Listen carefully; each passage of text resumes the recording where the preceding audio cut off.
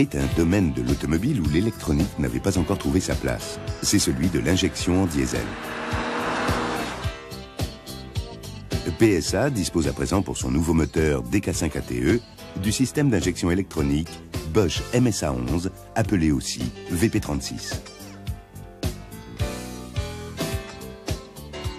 Mais avant d'étudier ce système d'injection, remémorons-nous ce qu'est un dispositif d'injection conventionnel.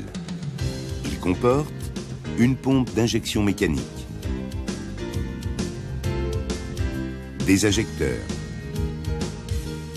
en annexe, un dispositif de préchauffage. La pédale d'accélérateur commande directement la pompe au moyen d'un câble.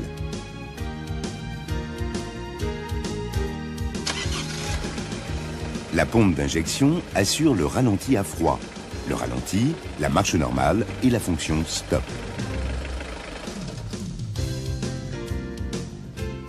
Elle réalise le tout par des moyens mécaniques. Alimentation en gazole par une pompe à palette dont la pression est régulée par une soupape. C'est la pression de transfert.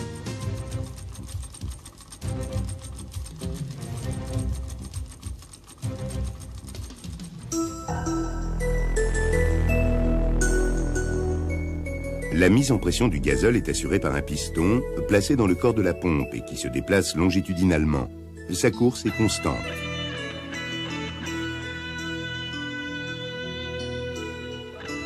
La rotation de ce piston permet la distribution aux injecteurs.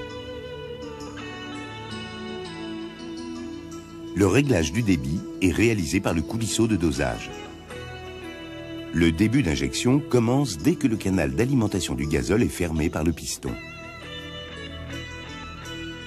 La fin d'injection se produit lorsque le trou de fuite dépasse le coulisseau.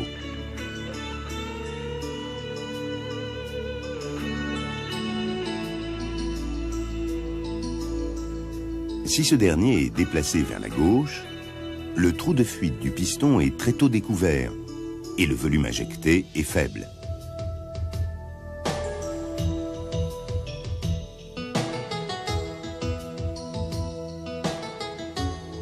Si le coulisseau de dosage est déplacé vers la droite, le trou de fuite du piston est découvert plus tard et le volume de gazole injecté est plus important.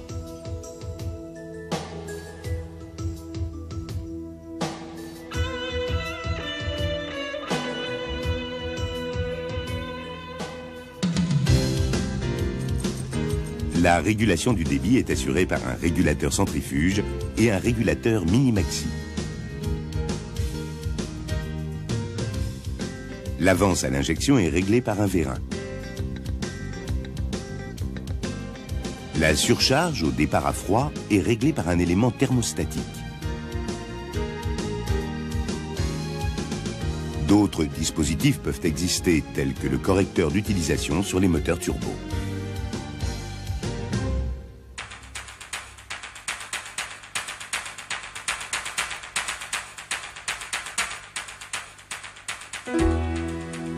Le système VP36 comporte également une pompe d'injection qui reprend certaines des fonctions hydrauliques d'une pompe VE classique.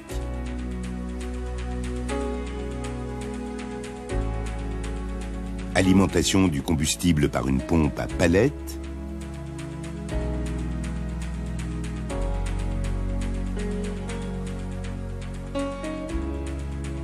Maintien d'une pression de transfert par une soupape régulatrice. Mise en pression et distribution du gazole aux injecteurs par le piston haute pression.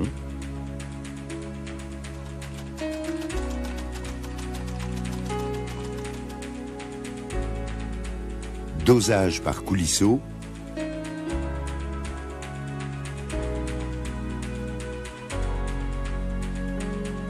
Commande de l'avance par un vérin.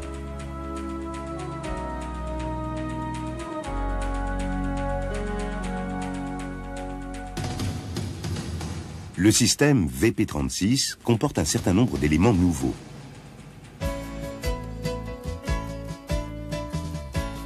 Un moteur électrique appelé actionneur de débit commande le coulisseau de dosage.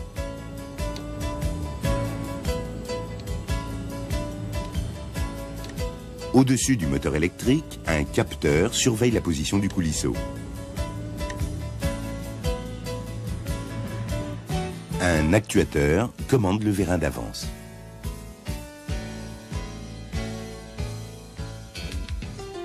Certaines parties mécaniques du système conventionnel ont été supprimées. Le câble d'accélérateur et les leviers externes. Les leviers internes de commande du coulisseau. Le régulateur centrifuge et le régulateur mini-maxi. Toutes ces fonctions ont été remplacées par un calculateur, des capteurs et des sondes dont les principaux sont le capteur de pédale d'accélérateur, c'est un potentiomètre qui traduit la volonté du conducteur.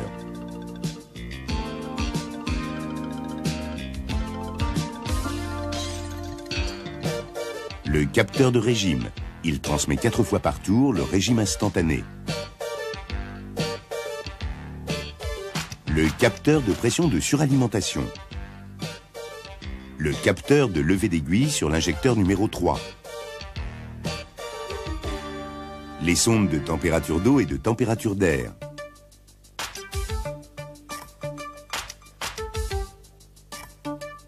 Enfin, la sonde de température du gazole. Le calculateur tient le conducteur informé par l'intermédiaire d'un voyant d'alerte.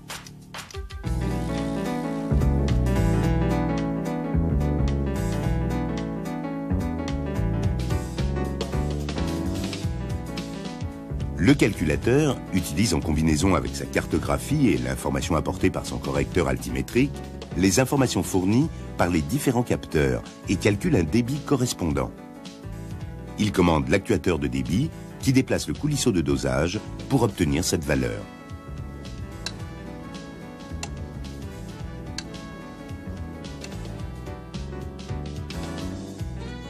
Le calculateur compare l'information reçue du capteur de position du coulisseau avec la valeur calculée précédemment.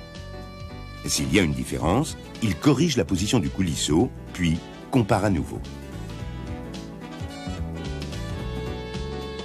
La régulation se fait en boucle fermée. Chaque différence entraîne une correction.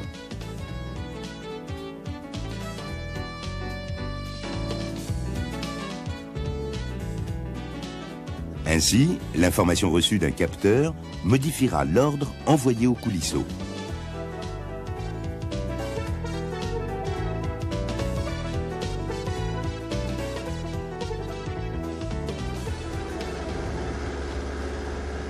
L'avance à l'injection est traitée d'une manière similaire. Le calculateur intègre 3 paramètres principaux: sa cartographie interne, le régime instantané, le point d'injection par le capteur de levée d'aiguille. Il calcule une valeur d'avance et commande l'actuateur qui modifie la pression agissant sur le vérin d'avance.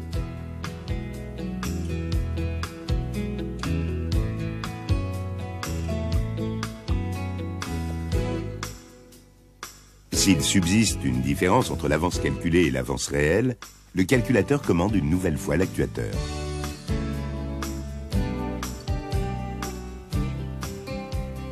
Il modifie en permanence son rapport cyclique d'ouverture, ou RCO.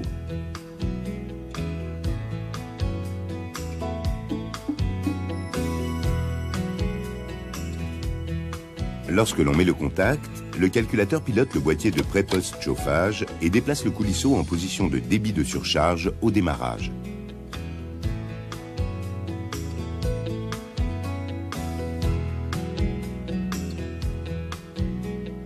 Le trou de fuite n'est pas découvert et le volume de gazole injecté est maximum. Dès que le moteur tourne, le calculateur reçoit les informations des capteurs et calcule un nouveau débit qu'il ajuste à chaque injection.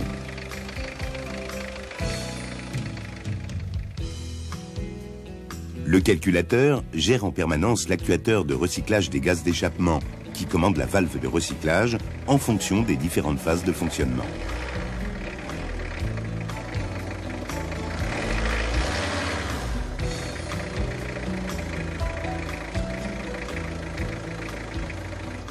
À la coupure du contact, le coulisseau de dosage est déplacé pour obtenir un débit nul.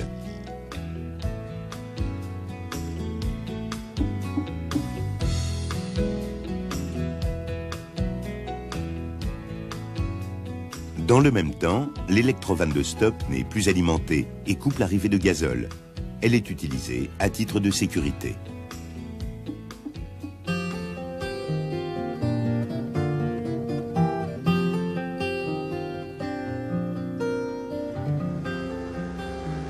La régulation du débit et de l'avance sont influencées par d'autres paramètres visant à améliorer la sécurité et le confort d'utilisation.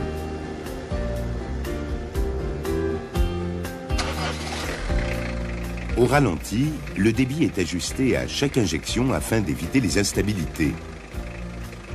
Le régime nominal du ralenti, 750 plus 0, moins 20 tours minute, peut varier en fonction de la température, de la mise en route de la réfrigération et de la vitesse du véhicule en position pied levé.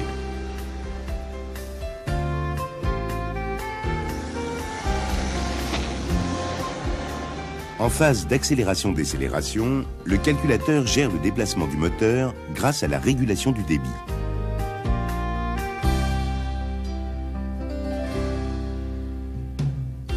Ainsi, lors d'une accélération, le débit est d'abord augmenté d'une valeur faible pour placer doucement le moteur en contrainte sur ses cales. Le débit atteint ensuite plus rapidement le niveau souhaité par le conducteur.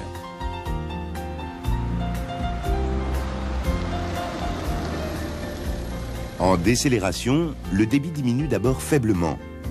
Le moteur se place en contrainte, sans brutalité, puis le débit diminue plus rapidement.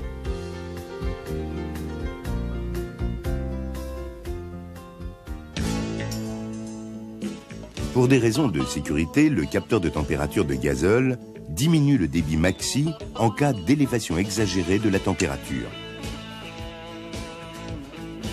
D'autre part, la combinaison des informations température moteur trop élevée et vitesse excessive entraîne la mise en œuvre de la sécurité anti-ébullition. Le débit et l'avance sont diminués, les performances sont réduites jusqu'au retour à la normale.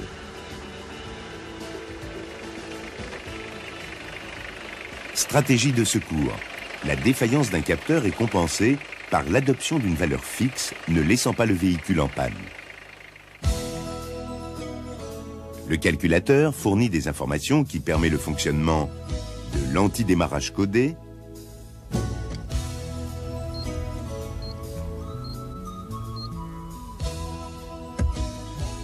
du compte-tour, de l'ordinateur de bord s'il y a lieu.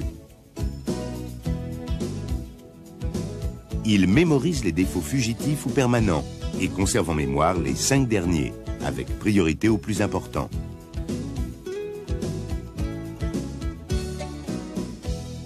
Il provoque l'allumage du voyant d'alerte au combiné.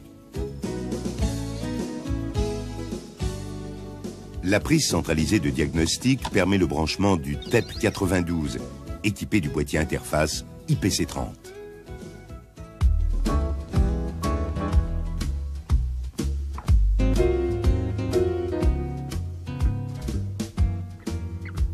Lors d'une intervention, il faut apporter un soin tout particulier à la manipulation de l'injecteur numéro 3, qui est muni du capteur de levée d'aiguille.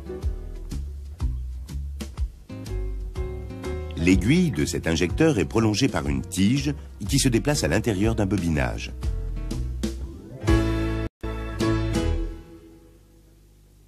On ne peut pas intervenir sur la partie électrique de cet injecteur, mais le tarage est toujours possible.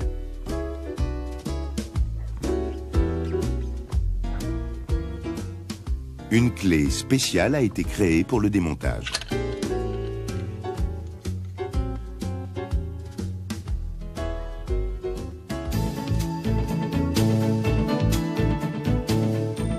Le connecteur de la liaison électrique de la pompe d'injection de type Costal est fixé sur la doublure d'aile.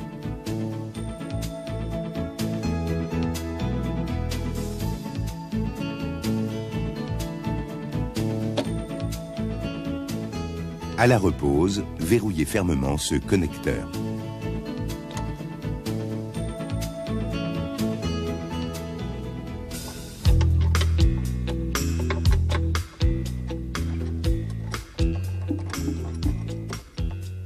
Toutes les interventions sur le circuit d'alimentation de gazole, réservoir, canalisation, cartouche de filtre, peuvent entraîner l'allumage du voyant d'alerte au tableau de bord.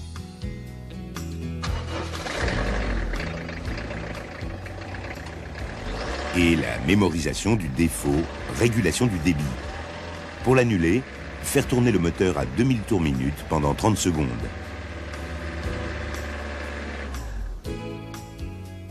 Puis, effectuer une lecture et un effacement des défauts à l'aide du TEP 92.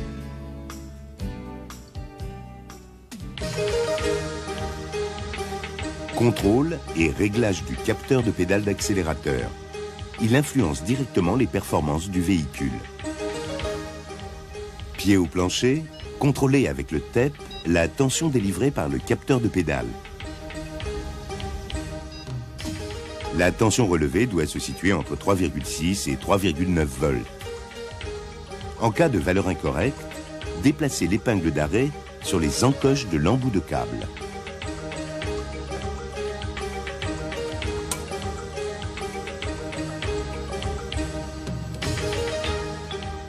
Ceci permet d'obtenir, pied à fond, la valeur prescrite.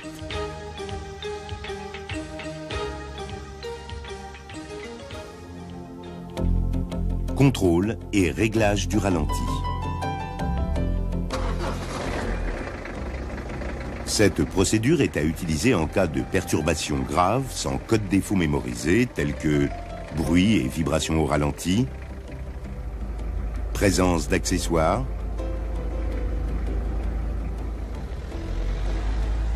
calage du moteur.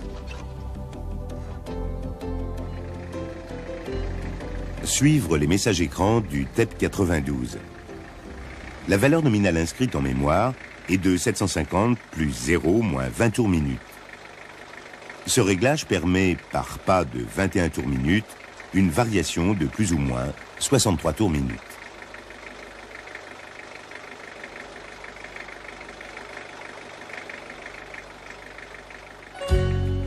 Contrôle et réglage du débit de pleine charge.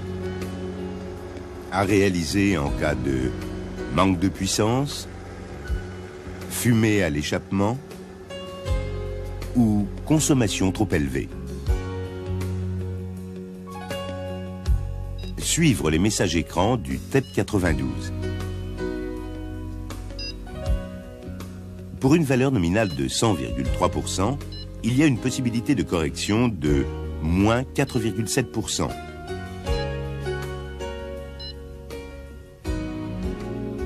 Ou de plus 2,3%.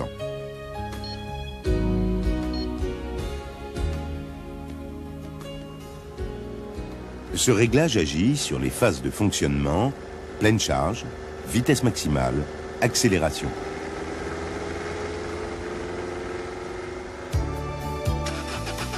Contrôle et réglage du débit injecté au démarrage. À réaliser en cas de démarrage difficile, lorsque tous les autres contrôles ont été effectués.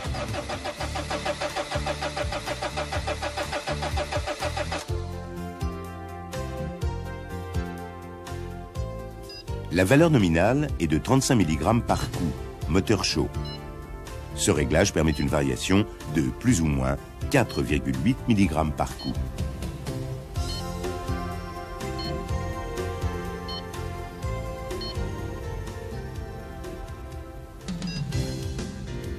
Le TEP 92 permet de tester les différents actionneurs tels que l'électrovanne de commande EGR,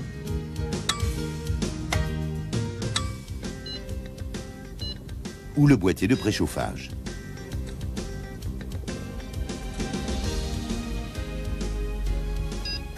Après toute intervention, procédez à l'effacement de la mémoire.